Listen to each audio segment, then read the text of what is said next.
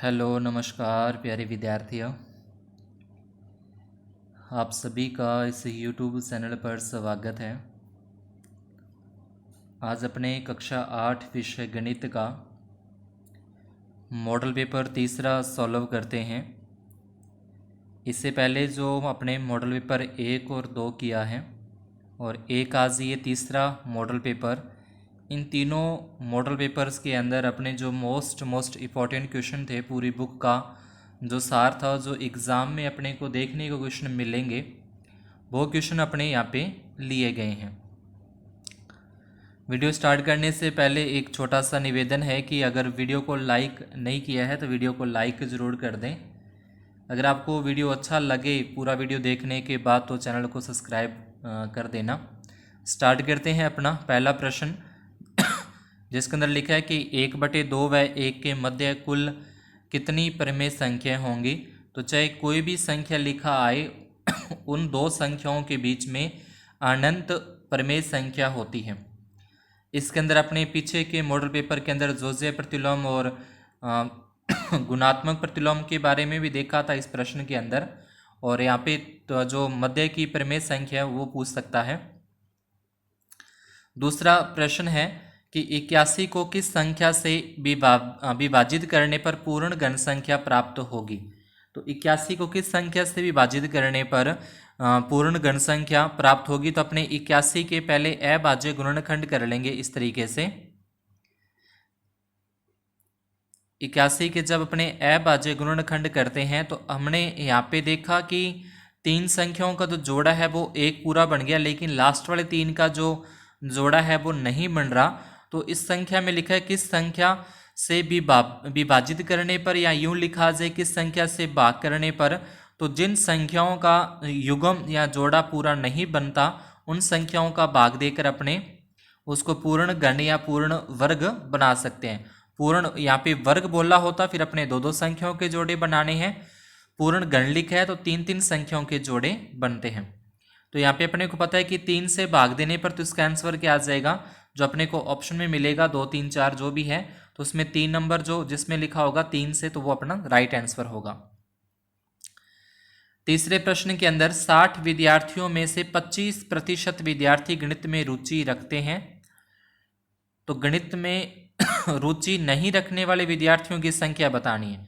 जो गणित के अंदर रुचि नहीं रखते, तो कोई भी अपने देखते हैं 100% लेके चलते हैं कि मैथ के अंदर पढ़ने वाले जो विद्यार्थी हैं वो 100% हैं, उसमें से 25% रुचि रखते हैं, तो बाकी के बच गए 75% जो रुचि नहीं रखते। अगर यहाँ पे सीधे पूछता है कितने प्रतिशत विद्यार्थी रुचि नहीं रखते, फिर तो 75% विद्यार्थी गणित में रुचि नहीं रखते। लेकिन अपने को यहाँ पे पूछिए संख्या, तो संख्या बताने के लिए 60 विद्यार्थियों का, यानी कि अपने को 60 का 75% निकालना है। 60 का 75%, तो 60 गुणा 75/100। यहाँ पे अपने 1 0 से ये 1 0 कट कर देंगे। 75 को 6 से गुणा किया 450 आ गया, और नीचे ये 10 था, फिर 1 0 से लास्ट से 1 0 कट जाएगी, तो अपना आंसर क्या आ जाएगा, 45 विद्यार्थी हैं। 60 में से 45 विद्यार्थी ऐसे हैं जो गणित में रुचि नहीं रखते, तो अपना आंसर आ जाएगा 45। चौथे प्रश्न के अंदर अपने को समानुपात वाली जो प्रश्नावली है अपनी, उसमें से लिया गया है ये 8/12 समानुपात का निशान है बीच में, 6:x हो तो x का मान ज्ञात करना है। तो समानुपात के लिए सूत्र होता है मध्य पदों का गुणा और बराबर में बाह्य पदों का गुणा। मध्य पद यानी कि जो बीच वाले पद होते हैं वो मध्य पद होते हैं, जैसे 12 और 6 ये मध्य पद होते हैं अपने, तो मध्य पदों का गुणा, और बाह्य का मतलब जो बाहर वाले हैं 8 हो गया और ये x हो गया, ये दोनों साइड में आ रहे हैं, ये बाहर आ रहे हैं, तो ये बाह्य पदों का गुणा 8 गुणा x। 12 को 6 से गुणा करेंगे 72 आ जाएगा, ये 8 गुणा में था, गुणा वाली संख्या इधर भाग में आ जाएगी, 72 में 8 का भाग देंगे तो अपना आंसर आ जाएगा 9, यानी कि x का मान 9 हो जाएगा। इसके बाद पांचवें प्रश्न के अंदर इन सभी का योग करना है। तो योग करने के लिए अपने को जहाँ पे ये बीच में कोमे के निशान आपको दिखाई दे रहे हैं, उस कोमा की जगह पे अपने यहाँ पे क्या लगा दिए हैं, प्लस लगा दिए हैं। अब एक संख्या प्लस की हो और एक माइनस की हो तो वो 0 होता है। जैसे अगर अपन लिखा हो 2 में से 2 घटाया 0 हो जाएगा, या -3 और +3 लिखा हो तो इसका मतलब भी क्या होता है, 0 होता है। तो यहाँ पे प्लस का एक्स स्क्वायर है और यहाँ पे माइनस का एक्स स्क्वायर है, यानी कि ये जीरो हो जाएगा।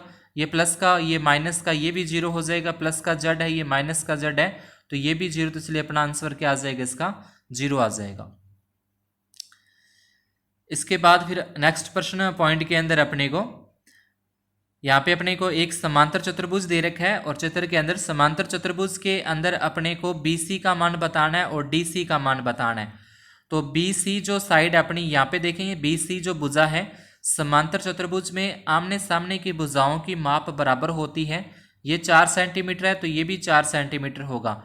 अगर इसकी AB भुजा 5 सेंटीमीटर है तो ये भुजा भी, इसकी DC भुजा भी 5 सेंटीमीटर होगी।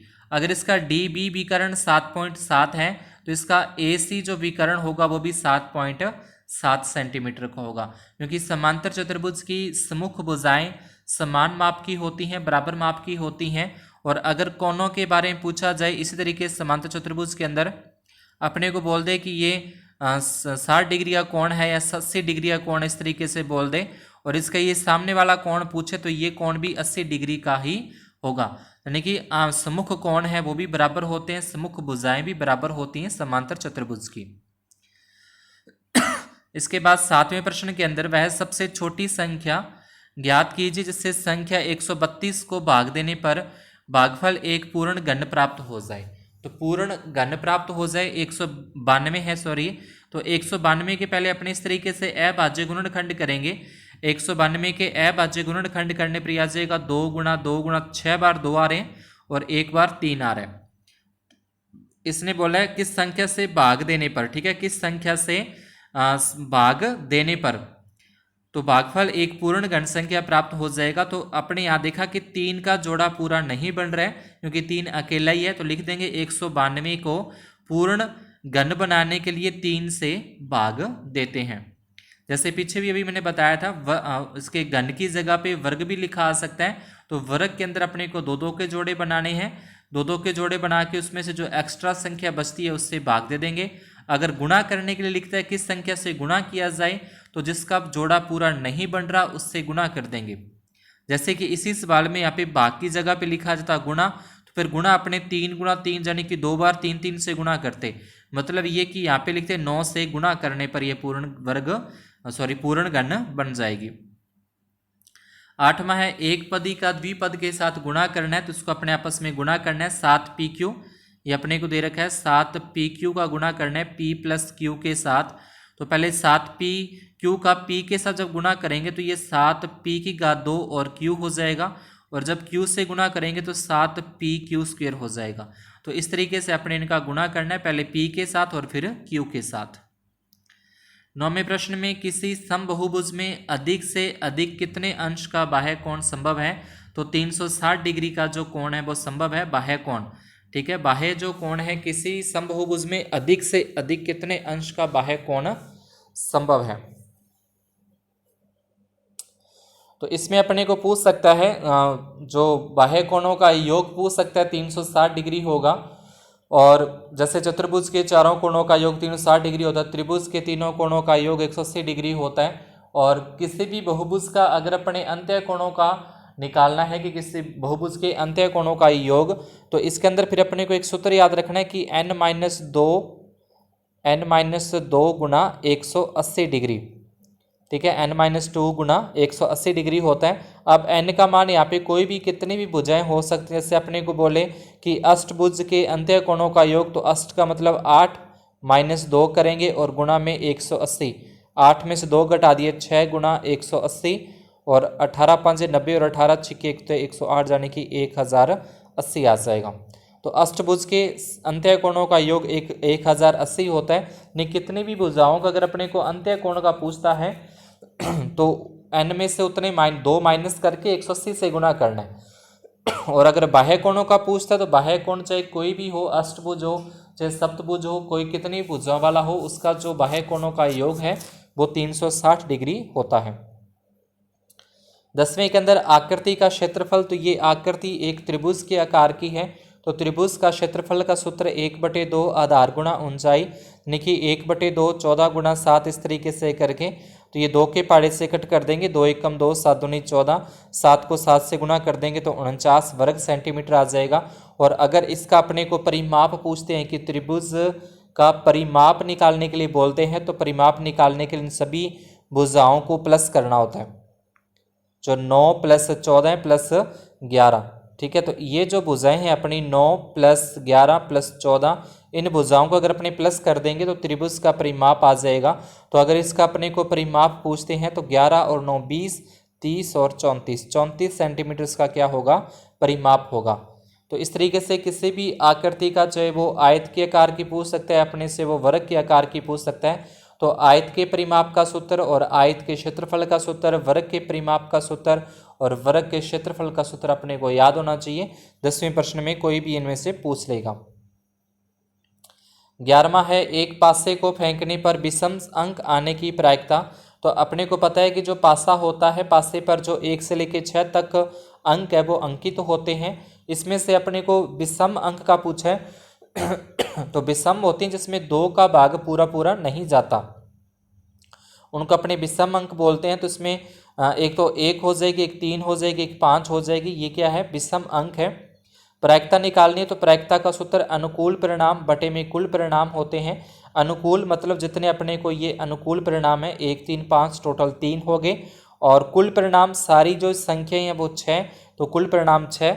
3 के पहाड़े से इसको अपने कट करेंगे, 3 एकम 3, 3 दूनी 6, यानी कि इसकी जो प्रायिकता है वो अपने पास 1/2 आ जाएगी। अगर यहाँ पे विषम की जगह पे वो सम कह सकते हैं, तो सम के अंदर फिर वो आ जाएंगे 2 4 और 6। और इसमें फिर अपने को अभाज्य पूछ सकता है, अभाज्य अंक आने की। तो अभाज्य जो खुद के पहाड़े में आते हैं, जो किसी और से विभाजित नहीं होते, वो अभाज्य होते हैं। जैसे कि 2 हो जाएगा, 3 हो जाएगा और 5 हो जाएगा। तो इसमें भी क्या हो जाएगा अपना 3 परिणाम, यानी कि चाहे तो विषम अंक का पूछे तो भी प्रायिकता 1/2 आएगी, अगर सम अंक आने की प्रायिकता पूछे तो भी उत्तर 1/2 आएगा, अगर अभाज्य अंक आने की प्रायिकता पूछे तो भी जो प्रायिकता है उत्तर है अपना 1/2 आएगा। इसके बाद 12वां 13वां 14वां प्रश्न है, ये अलग से अपने बाद में करेंगे लास्ट में। और इसके बाद आगे 15वें प्रश्न के अंदर अपने को एक समांतर चतुर्भुज दे रखा है, उसके कुछ कोण दे रखे हैं, और अपने को जो आप देख रहे हो x और y, a और c की जगह पे जो x और y लिखा है उसका मान अपने को ज्ञात करना है। तो समांतर चतुर्भुज के अंदर अपने को x और y के मान बताने हैं। तो इसमें देखें कि ये जो D से C भुजा अपने यहाँ पे खींची है, D से C भुजा, इस पे जो बनने वाले 2 कोण आप देख रहे हो, एक D बन रहा है और एक इधर यहाँ पे Y बन रहा है, यानी कि C बन रहा है। तो इन दोनों कोणों को अपने बोलते हैं आसन कोण, और आसन कोण युग्म है वो 180 डिग्री का होता है, यानी कि इन दोनों का योग y और 50, इन दोनों का योग बराबर 180 डिग्री, प्लस का 50 बराबर के इस तरफ लेके जाएंगे तो उसका निशान चेंज होगा, माइनस का 50 हो जाएगा। 180 में से 50 माइनस कर देंगे तो 130 डिग्री है वो y का मान आ जाएगा। अभी अपने ऊपर एक बात बोली थी कि समांतर चतुर्भुज के सम्मुख कोणों की माप बराबर होती है, तो अपने यहाँ से y का मान 130 डिग्री निकाल चुके हैं, तो x का मान भी क्या होगा, 130 डिग्री ही होगा। तो इसको अपने इस तरीके से लिखना है, हम जानते हैं कि समांतर चतुर्भुज के सम्मुख कोणों की माप समान होती है या बराबर होती है, तो इस आधार पे x + x बराबर y और x बराबर क्या हो जाएगा, 130 डिग्री। आगे 16वें प्रश्न के अंदर, एक राष्ट्रीय विद्यालय में कक्षा 8 के सभी विद्यार्थियों ने प्रधानमंत्री राहत कोष में 2401 रुपये दान में दिए। प्रत्येक विद्यार्थी ने उतने ही रुपए दान में दिए जितने कक्षा में विद्यार्थी थे। कक्षा के विद्यार्थियों की संख्या बतानी है। मान लो कि अगर 10 विद्यार्थी थे तो प्रत्येक विद्यार्थी ने 10-10 रुपये दिए, मतलब 100 रुपये दे दिए। अगर उस कक्षा में 20 विद्यार्थी थे तो प्रत्येक विद्यार्थी ने 20-20 रुपये दिए, मतलब 400 रुपये इकट्ठे हो गए। अगर उस क्लास में 30 विद्यार्थी थे तो प्रत्येक ने 30-30 रुपये दिए, तो 900 रुपये इकट्ठा हो गया। और अगर उस क्लास में मान लो कि 40 विद्यार्थी थे तो 40 विद्यार्थी थे, एक ने 40-40 रुपये दिए, तो 1600 रुपये इकट्ठा हो जाता है। तो इस तरीके से ये कह रहा है कि जितने रुपए दान में दिए गए उतने ही क्या थी, वो विद्यार्थियों की संख्या थी। तो यहाँ पे अपने देखा 10 × 10 यानी कि 10 का वर्ग हो रहा है, 20 का वर्ग हो रहा है, 30 का वर्ग हो रहा है, 40 का वर्ग हो रहा है। तो यानी कि उसका वर्ग हो रहा है, तो संख्या निकालने के लिए अपने को क्या निकालना पड़ेगा, वर्गमूल निकालना पड़ेगा, क्योंकि अपने को ये वाली संख्या दे रही है, जैसे 100, 900 हो गया, 400 हो गया, 1600 हो गया, तो इसका अपने को वर्गमूल निकालना पड़ेगा। जैसे बोल दे कि उतनी ही पंक्तियां हैं, उतने ही पौधे लगाए गए हैं, तो इन सवालों के अंदर अपने को वर्गमूल निकालना है। अब वर्गमूल निकालने के अपने पास दो तरीके हैं, एक तो अभाज्य गुणनखंड विधि से अपने निकाल सकते हैं और एक अपने भाग विधि से इसका वर्गमूल निकाल सकते हैं। तो अभाज्य गुणनखंड विधि से इस तरफ मैंने कर रखा है, ये अभाज्य गुणनखंड विधि हो जाएगी, और इधर वाली अपनी जो वर्गमूल निकालने की भाग विधि है, तो वर्गमूल के अंदर अपने को दो दो संख्याओं के जोड़े बनाने हैं, और उसके बाद जैसे दो दो संख्याओं के अपने जोड़े बनाए 24, 0, 1 इस तरीके से करके। तो यहाँ पे देखने की 24 है, 24 किसका वर्ग करने पर आता है, 24 किस संख्या का वर्ग करने पर आता है या उससे छोटा आता है। तो आपने देखा कि 4 का वर्ग करने पर 16 होते हैं, 5 का वर्ग करने पर 25, 25 24 से बड़ा हो जाएगा, तो अपने 4 का लिखा, ऊपर भी यहाँ पे 4 लिखना है, 4 का वर्ग 16 हो जाएगा, 24 में 16 घटाए 8, ऊपर से पूरा का पूरा जोड़ा उतारना है, 0 1 उतरेगा। यहाँ पे जितने यहाँ पे लिखे उसका डबल करके यहाँ नीचे लिखना है, मतलब 8 लिखना है।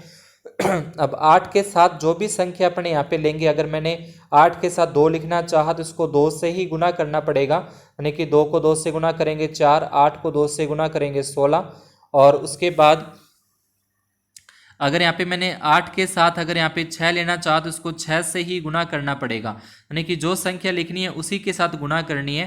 तो यहाँ पे 9 लिया तो इसको 9 के साथ गुना करेंगे तो 801 पूरा पूरा जाता है, ये 6 के साथ या 2 के साथ गुना करने पर संख्या छोटी रह जाती है।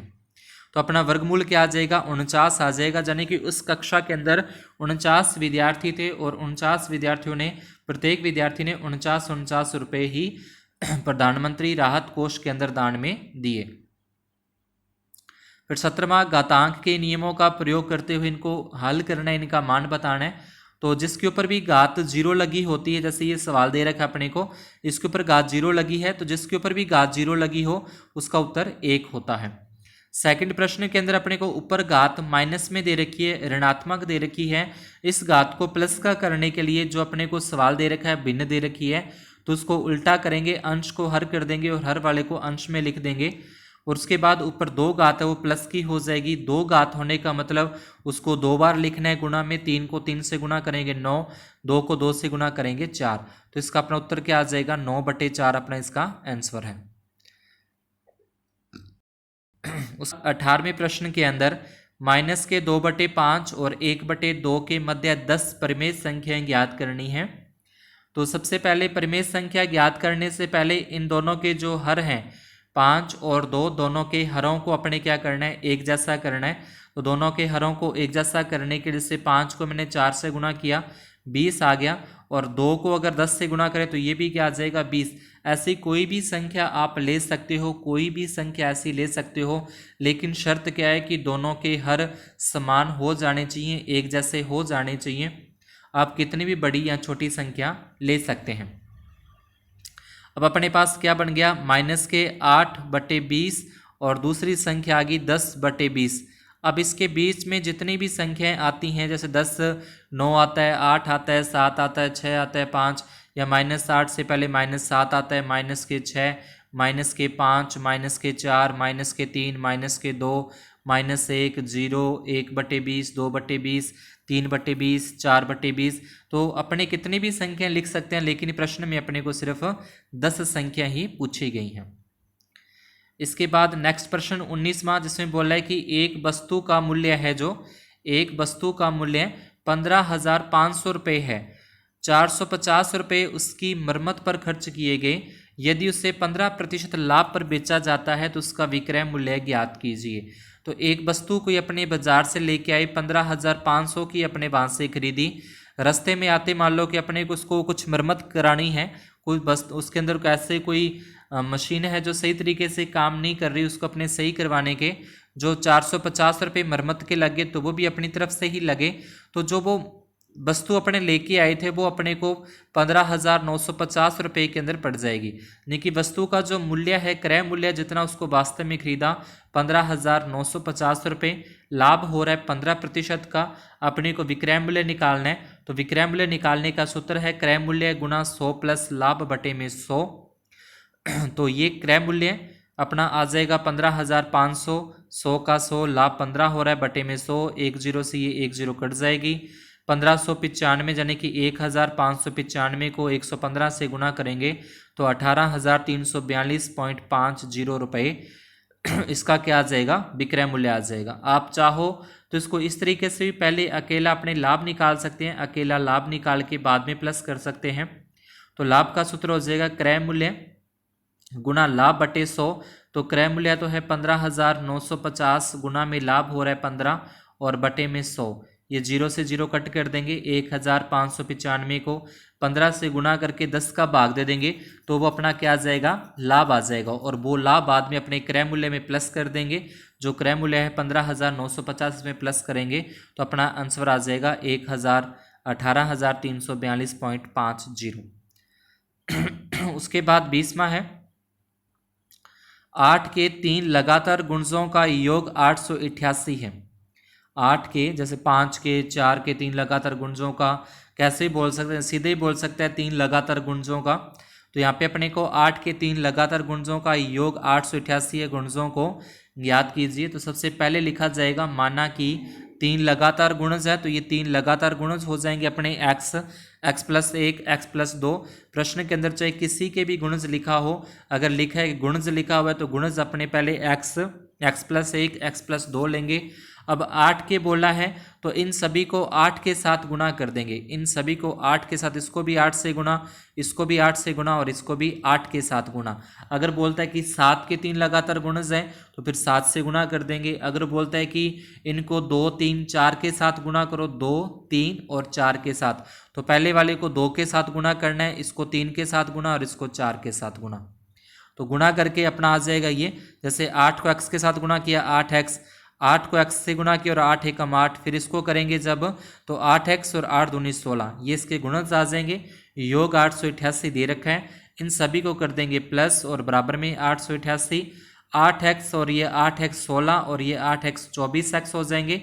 और बिना x वाले अपने पास 8 और ये 16, ये सीधे 24 बराबर में 888 प्लस का 24 इधर लेके जाएंगे तो माइनस का 24 हो जाएगा।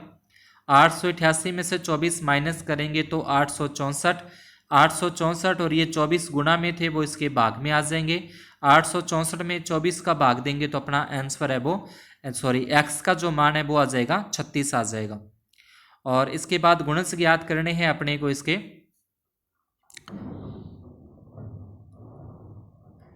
तो गुणज ज्ञात करने के लिए इसको अपने 8 के साथ क्या कर देंगे, गुणा कर देंगे। 36 को 8 के साथ गुणा किया तो 36 को 8 के साथ गुणा करेंगे 288, फिर उसमें 8 जोड़ देंगे 296, फिर उसमें 8 जोड़ देंगे 304।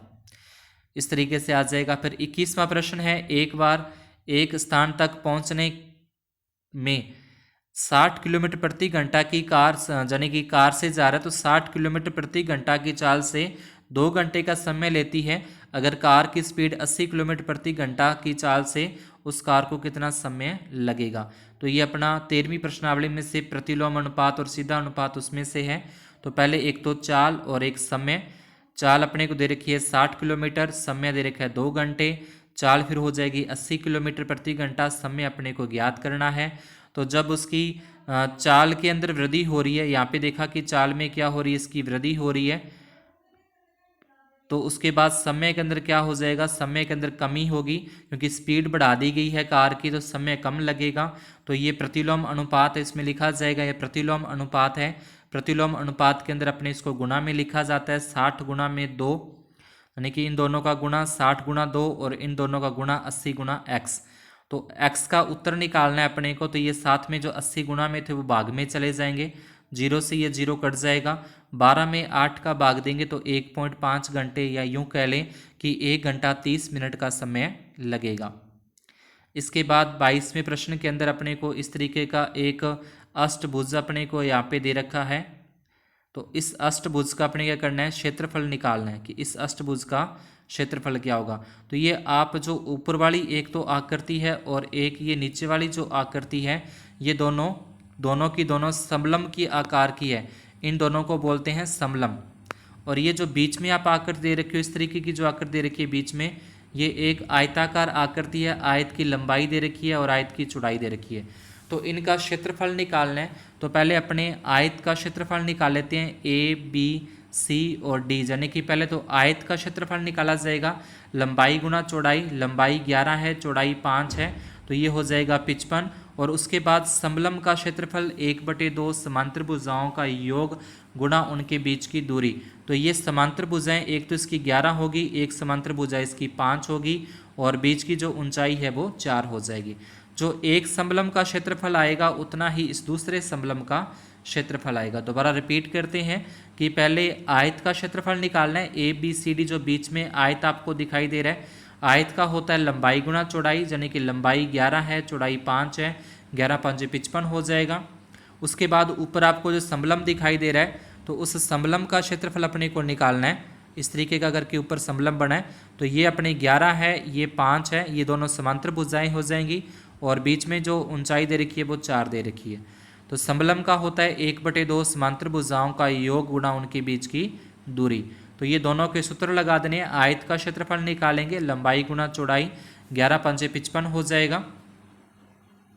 और एक अपने निकालेंगे समलंब सी डी ई एफ का क्षेत्रफल, जिसका सूत्र होता है 1/2 समांतर भुजाओं का योग और गुणा उनके बीच की दूरी।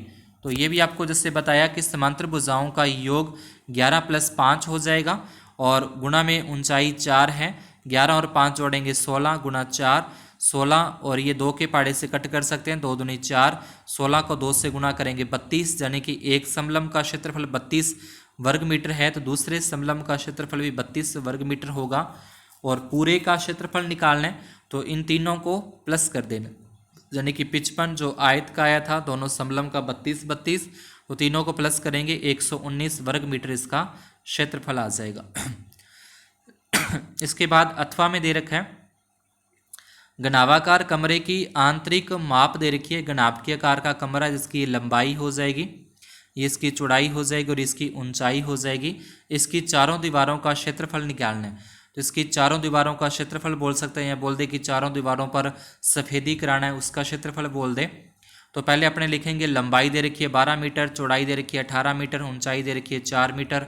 चारों दीवारों का क्षेत्रफल निकालने का जो सूत्र है, चारों दीवारों का क्षेत्रफल निकालने का अपना जो सूत्र है वो हो जाएगा जी 2 गुणा लंबाई प्लस चौड़ाई गुणा ऊंचाई होता है। ये चारों दीवारों का क्षेत्रफल निकालने का क्या आ जाएगा, सूत्र आ जाएगा। लंबाई अपने को 12 दे रखी है, चौड़ाई अपने को 8 दे रखी है, ऊंचाई अपने को 4 दे रखी है।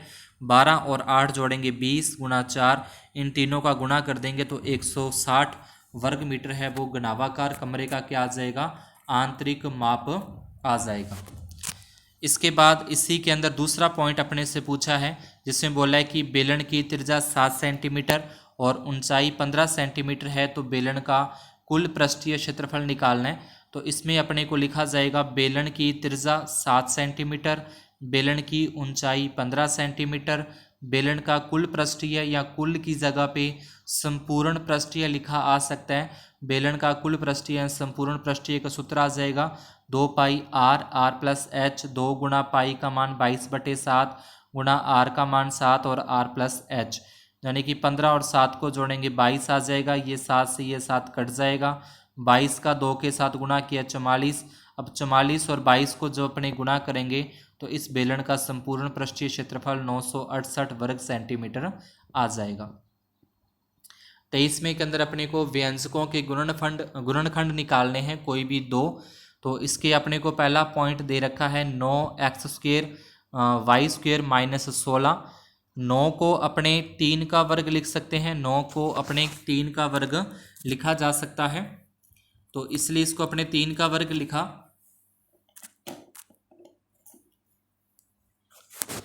तो 3 का वर्ग लिखेंगे, 3x² y² आ जाएगा, और 16 को अपने 4 का वर्ग लिख सकते हैं, यानी कि यह बन जाएगा 3xy की होल स्क्वायर माइनस 4 की होल स्क्वायर, और इसका आ जाएगा सूत्र, सरसमीका आ जाएगी a² माइनस b², और बराबर एक बार प्लस में और एक बार इसको माइनस में लिख देना है।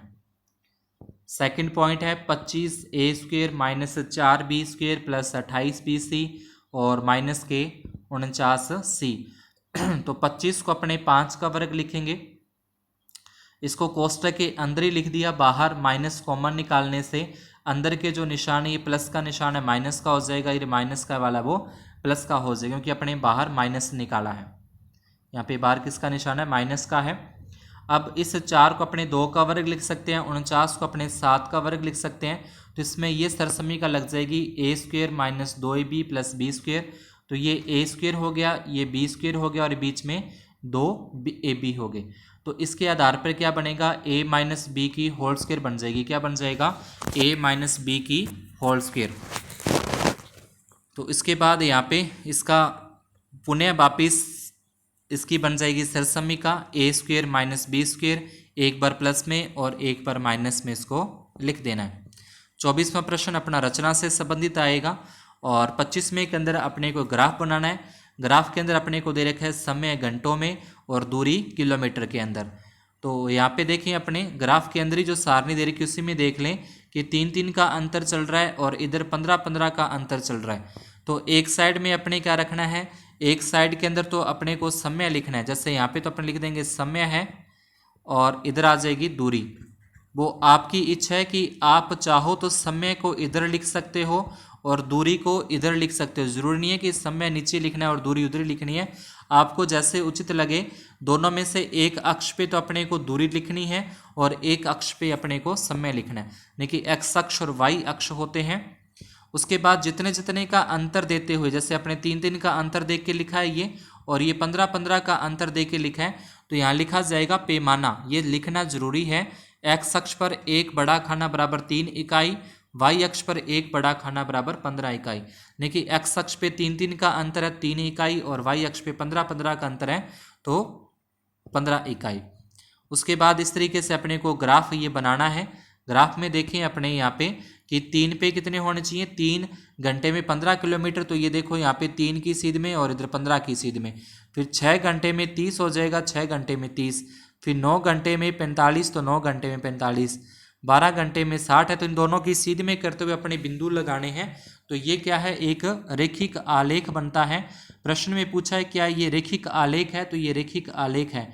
और प्रश्न में पूछा है कि 90 घंटे के 18 घंटों में ये कितनी दूरी तय कर लेगा, या 90 किलोमीटर ये कितनी घंटे में तय करेगा। 90 किलोमीटर ये 18 घंटे के अंदर तय कर लेता है। उसके बाद पीछे जो अपने प्रश्न छोड़े थे 12वां 13वां 14वां था ये, तो इसके इस तरीके सत्य और असत्य ही बताने अपने को, सिर्फ और कुछ नहीं करना। इसमें बोला है कि संख्या 2 से विभाज्य है, तो ये 2 से विभाज्य नहीं होगी, असत्य होगा। क्योंकि लास्ट में अगर यहाँ पे लिखा होता इसकी जगह पे लास्ट में 2 लगा होता तो ये 2 से विभाजित हो जाती, क्योंकि वे संख्याएं जिनके अंतिम अंक जो इकाई का अंक होता है उसमें 0, 2, 4, 6, 8 आते हैं, तो वो 2 से विभाजित होती है, नहीं तो वो 2 से विभाजित नहीं होती। उसके बाद सेकंड पॉइंट के अंदर संख्या 432 9 से विभाज्य है क्या, तो 9 से या 3 से विभाज्यता जांच करने के लिए, 9 या 3 से विभाज्यता की जांच करने के लिए इनके जो अंक हैं उनको अपने प्लस करेंगे। 432 है, इसको प्लस करेंगे तो 4 3 7 और 2 9। अब ये जो 9 आया है वो 9 से विभाजित होता है, 9 से विभाजित होता है, तो मतलब ये विभाजित होगी। अगर यहाँ पे 9 की जगह पे लिखो 3 से, तो ये 3 से विभाजित भी हो रही है। तीसरा पॉइंट है, यदि संख्या के अंकों का योग 9 से भाज्य है तो वह संख्या 9 से भाज्य होती है। तो अभी आपने देखा 9 से अंकों का योग अगर 9 से भाज्य है तो वो संख्या भी 9 से भाज्य होगी।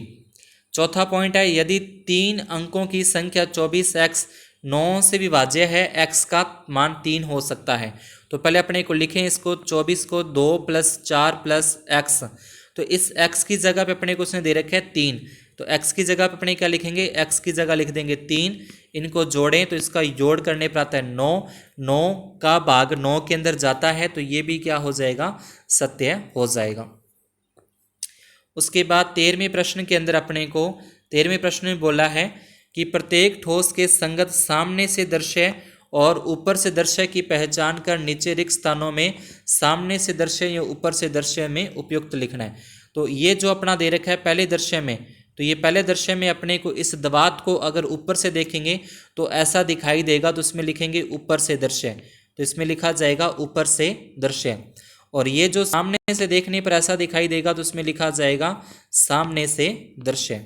तो इस तरीके से अपने को आकृति को देखकर ये बताना है कि ऊपर से देखने पर या सामने से देखने पर किस तरीके का दिखाई देता है। सेकंड पॉइंट के अंदर भी इसमें दे रखा है किसको ऊपर से देखने पर या सामने से देखने पर कैसा दिखाई देगा। तो अगर अपने इसको ऊपर से देखेंगे तो ऊपर से देखने पर तो ये ऐसा ही दिखाई देगा जैसे ये दे रखा है ऊपर से देखने पर, यानी कि ऊपर वाले तीनों दिखाई देंगे, और सामने से देखने पर अपने को ये दो ही दिखाई देंगे। तो यहाँ पे लिखा जाएगा सामने से देखने पर। ठीक है, सामने से दृश्य और ऊपर से दृश्य। 14वां प्रश्न जो अपना सड़क सुरक्षा से संबंधित आएगा, तो इसमें बोला है कि नीचे दिए गए चार्ट में 2000 वाहन चालकों की विभिन्न गलतियों को दर्शाया गया है। पाई चार्ट की सहायता से निम्नलिखित प्रश्नों के उत्तर देने हैं। तो पहला है वाहन तेज गति से चलाने पर कितनी दुर्घटनाएं हुई हैं। तो वाहन तेज गति से चलाने पर, यानी कि खतरनाक तरीके से वाहन चलाना ही बोलते हैं तेज गति, और एक यहाँ पे दे रखा है वाहन तेज गति से चलाने पर ये 25% हुई है। तो प्रतिशत में तो लिखेंगे अपने 25%, प्रतिशत में 25% संख्या निकालनी है। तो 2000 का ये सर्वे किया गया, तो 2000 का 25%, यानी कि 2000 गुणा 25/100, ये 2 0 में कट जाएंगी। 25 को 20 से गुणा करेंगे तो अपना उत्तर क्या आ जाएगा, 500 आ जाएगा, यानी कि इस पहले का उत्तर क्या आ जाएगा अपना 500। इस तरीके से करना है। दूसरा, यातायात नियमों की अवहेलना करने पर कुल कितने लोग दुर्घटनाग्रस्त हुए हैं।